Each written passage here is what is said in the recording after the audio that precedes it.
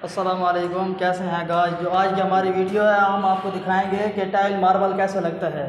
ये हमने पहले वाटर लेवल के साथ निशान लगाया, ये देख सकते हैं आप, और यहाँ से इंची टेप के साथ नाप लिया। इसका नाप करके चारों कोनों पे निशान लगाया और उसके बाद इंची टेप से सबको नाप लिया।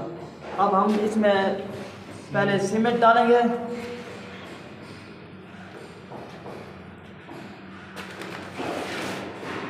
ज़्यादा वक्त नहीं लेंगे हम आपका।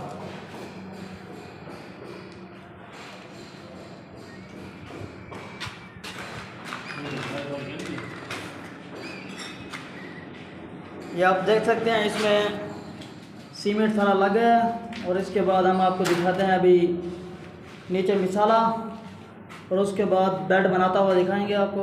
हमारे साथ साथ रहना।